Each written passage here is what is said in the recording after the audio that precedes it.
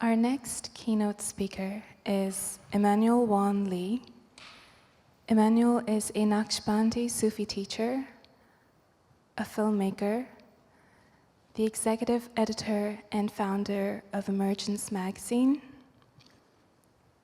and his keynote today is on the essence of spiritual ecology and embodied communion.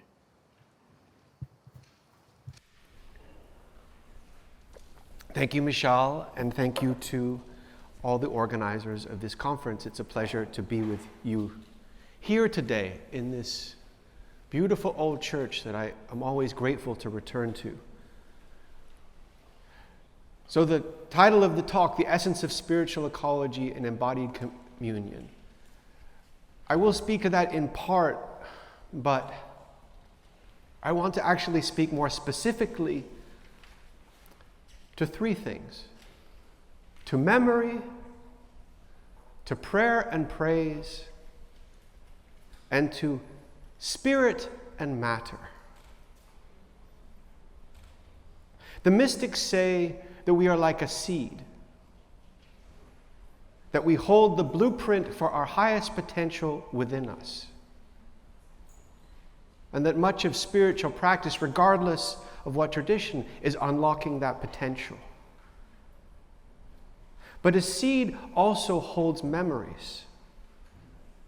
Memories of its origins, of its evolution, of its relationships. It holds songs, it holds ceremonies, it holds stories embedded within. And a human being is like a seed. We hold memories, memories of our origins, not just of this incarnation and this life, but as a species, as a whole, where we have come from, how we have evolved. And although we hear spiritual ecology referred to as a field, as a form, as a philosophy, to me, at its root, it is a memory. But not a memory that has been wiped from us. A memory that has been veiled from us. For some of us, more than others. And what lies deep within is the memory of a time when we lived in relationship with this great earth, with the recognition of who she is. A sacred, divine being.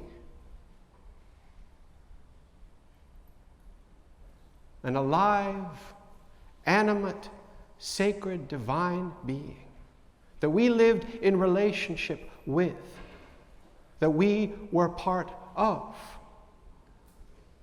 Now that is still true, but it has mostly been veiled from us as our world has evolved from that space of kinship and relationship and reciprocity to one that views this great earth that surrounds us as something separate from us, as something dead, as something to use as a resource. And to me, spiritual ecology is about awakening what already lies within. It is not about learning something new. Spiritual ecology is very, very old. It is as old as humanity. It predates what we refer to as the growth of civilization. It was there from the beginning. It is our beginning. We have created a framework and a form to understand the crisis we're in. And that is helpful. To know that the root of our crisis is not just an ecological one, or a political one, or a social one, or an economic one. Yes, it is all of those things. But what lies at the root? What lies beneath?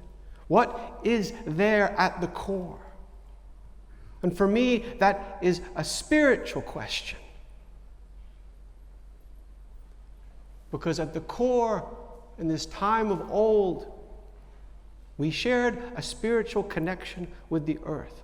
Our spirit met her spirit. We shared the same spirit.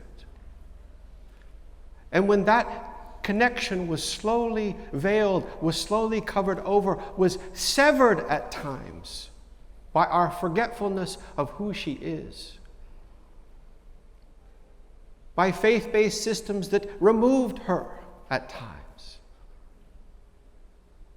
by colonization and capitalism and all the vehicles of our modern era which has ripped our world apart. But at the core of all that, there is a spiritual crisis that we are being forced to turn to if we really want to understand what lies at the root. And what lies at the root is a memory held within us. A memory of a space that we share with this divine, sacred being that is the earth.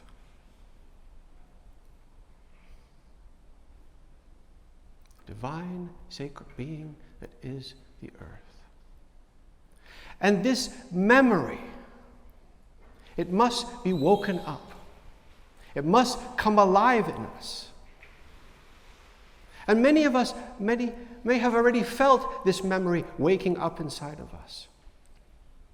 How it rises to the surface when we're in a space where she is reflected strongly, because maybe the noise of the human drama is quieter than it is on this busy street in the midst of London, where the grandeur of her beauty washes over us like a wave, where we cannot ignore how she offers herself and offers herself and offers herself. And in those moments, this memory, it rises up inside of us. We feel this connection. We might even feel love. We feel a space that we share that is not something new, but is something very, very old. It is within our DNA even, in the marrow of our bones. It is part of our physical bodies as much as it is part of our spiritual bodies. And those moments when she shows her grace and beauty and we bother to look, reflect and reveal what lies within and that ancient truth that is there at the core of ourselves. But it also can be woken up through the pain and the grief and the violence and the destruction that is unfolding all around us. The pain that we feel, that is too hard to ignore. It is all around us, it is enveloping us, it is taking over our world, it is taking over our lives. And if we allow it to penetrate us, it touches that deep memory and awakens a pain and a love and a grief and the memory of a connection and the question that cries out within us that says, why are you doing this? There is an ancient love, a love like a child has for a mother, that lies within us, that can get awoken, that brings this memory to the surface, that shakes the core of our very being.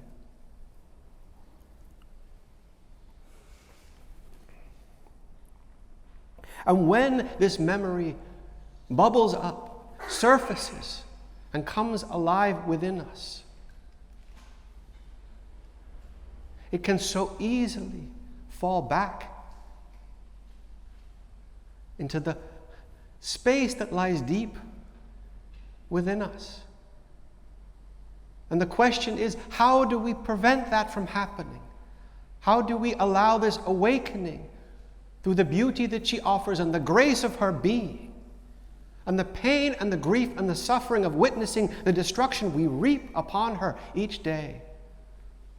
How can we allow that awakening to become something that is a lived experience, a way of being, so that it is not forgotten, so that we don't have to again try to surface that memory, but allow it to shift the fabric of our being so that we can again return to that fundamental ancient truth. Not as a philosophy, not as a set of principles, not as a set of values, but something that is felt, taste, touch, smell, feel. It is embodied in our being. It permeates ourselves from the inside out.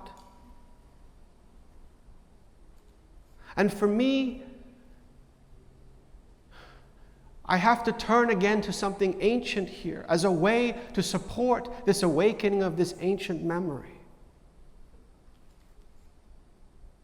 The Sufi mystic Irina Tweedy, she used to say that we are born into this world with two primary, primal, ancient impulses. The first one is to survive, to stay alive, to breathe. And the second one is to praise. To praise and to pray to the divine in all their forms, not the ones that have been prescribed to us, but all their forms. We come into this world with these primal impulses. And this ancient memory that lies deep within us must be nourished by an ancient knowing that we come into this world with. This understanding of what it means to praise. And when we are children, when we come into this world, we know this. We know how to praise her. We don't need to use words. We do not need to bow our heads and bring our hands together. We do not need to learn a dogma or a system. It is present within us. It is innate. How many stories have we heard of children who say they talk to God? But they talk to God in all the ways that they feel to, not just the ones that we are told we are supposed to talk to God in. It is innate within us, just as this memory is innate within us. This ability to praise, to offer, to bring this ancient recognition of what it means to be a human being. Because if we are part of this ancient, divine fabric of life that is animate and alive and sacred, then we must pay homage to that. We must give gratitude to that. We must relate to that, and not relate with our minds or our conditioning, be that individual or collective or religious or cultural, but to relate to it as we really are, as a spirit, as a soul, so that spirit can meet spirit.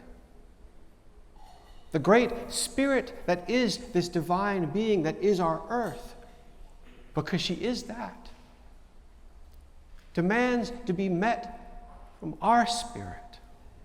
Because a prayer is essentially finding a way to access the spirit within and offer it to the greater spirit, regardless of what tradition you come from. Prayer offers that way of giving thanks, of offering gratitude, of being in a space of reverence, and of creating a relationship. Prayer is as much about thanks and reverence and forgiveness, these forms we know, as it is about making a relationship, validating a relationship, building a relationship, so that our spirit and her spirit can again be one spirit and not severed into two. And there are so many ways to praise. The one thing we have done over all these millennia is develop the most amazing ways to praise. The intricacy, the diversity of how we have done this. Some ways are secret. They belong to a people and a place and a culture. and should be kept as such. But some ways are universal. Listening to the divine, offering our thanks, offering our forgiveness. And I think that is important because we have done so much that demands forgiveness. Universal ways of praise, universal ways of building a relationship. And if we integrate prayer and praise into our lives, whether we come from a faith-based tradition or we do not, we support the awakening and the space of her that lives within us to become an embodied way of being. An embodied way of being.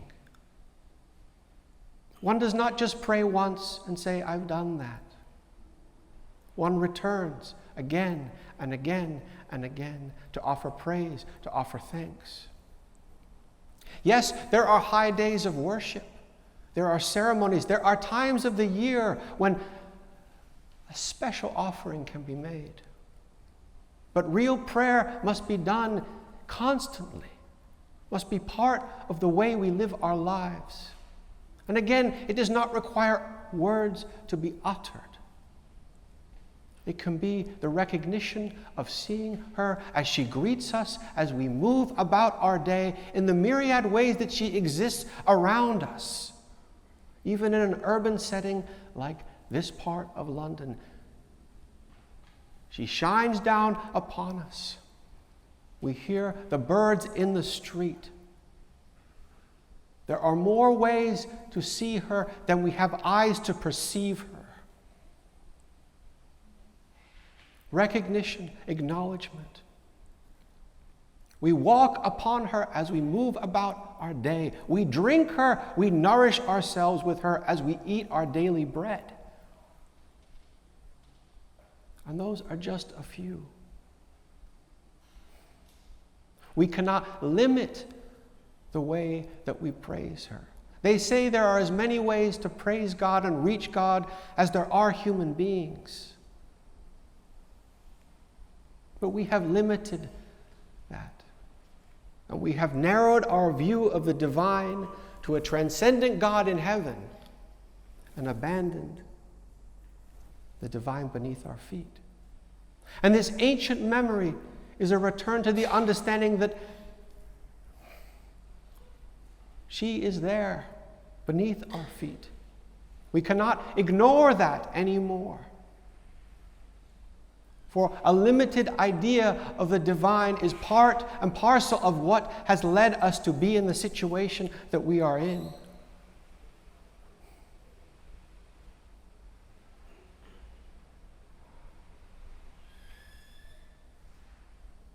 And we must shift that. And it is the responsibility of all, I feel, to take this serious spiritual understanding into account, whether we are part of a faith-based tradition or not. We must evolve, we must return to this ancient understanding and integrate it into the reality of our lives in response to this great crisis that we are in. Because we will not fix this crisis by trying to keep the oil in the ground alone, or shifting our transportation systems to be green and clean, and even by abandoning capitalism and facing the error of our ways and our history and what we have done to the planet and the people that make it their home.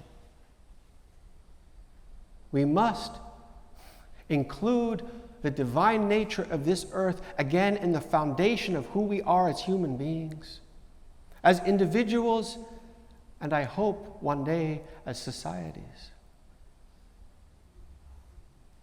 And prayer must be part of that. Prayer must not be made taboo, as it has become in an increasingly secularized modern world, partially because we have limited the understanding of prayer and of praise, and said it must happen in a church on a Sunday or in a mosque 5 times a day. No. This ancient memory we hold within us and the space we are brought into in this world with this innate understanding of praise, it challenges that. In some ways, we have to unlearn these systems of praise in order to connect to the true potential of what it means to be a human being in praise. And the most amazing thing about prayer and praise to me is that it never is just about us. It is not only about healing this relationship we as an individual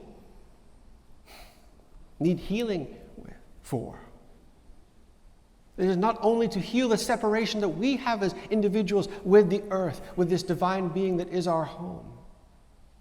It is that, but it is much more. And this is where it becomes about spirit and matter to me. Not just as individuals, but as part of a holistic healing that must unfold. For if we are to really not only heal, but survive, then we must shift as a whole, which means our actions must benefit the whole.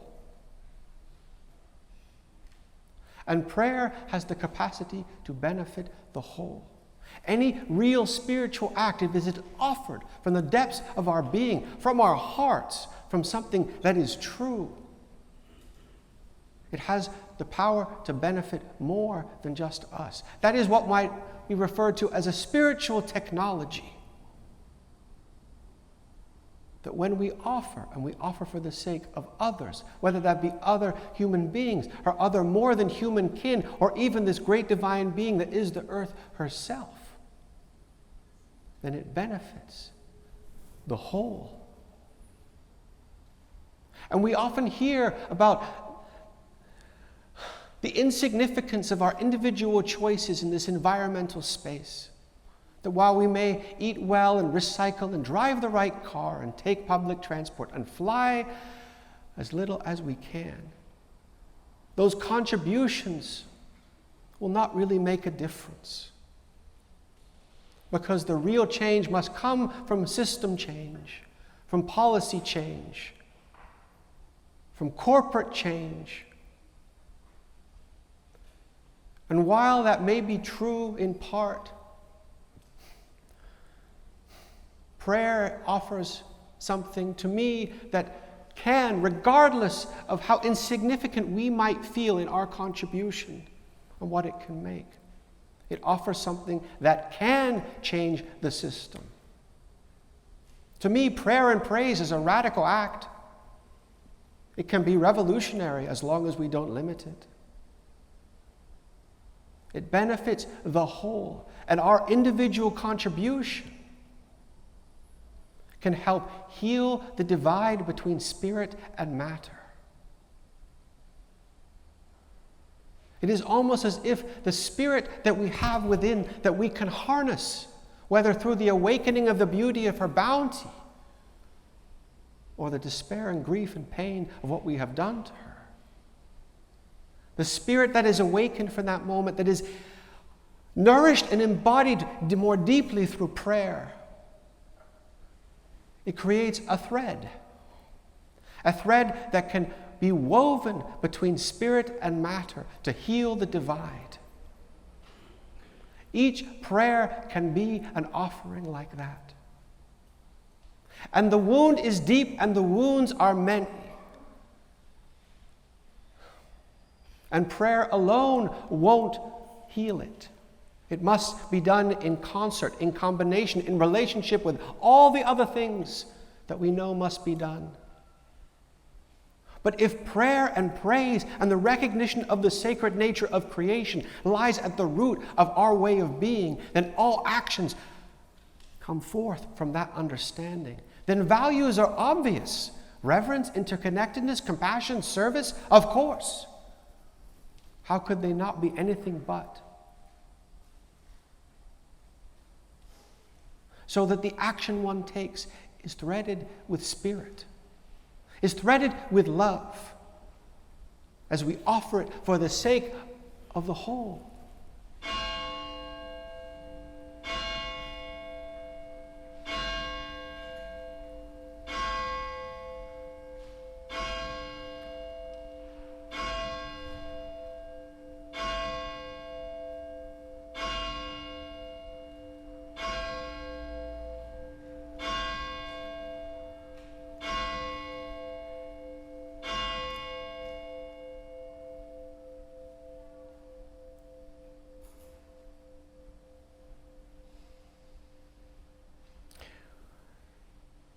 The Sufis, they call themselves sweepers because they devote their lives through the power of the remembrance of the divine to sweeping the dust of forgetfulness that lies upon the face of the earth.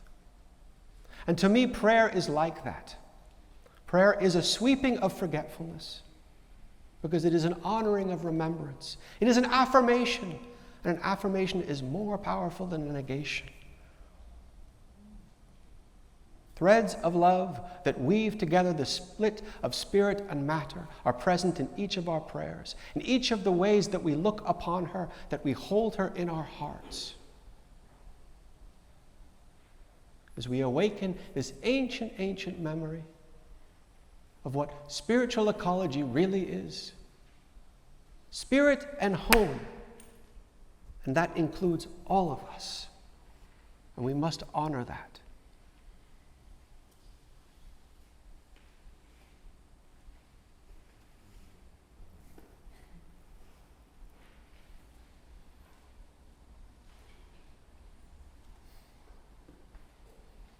Thank you.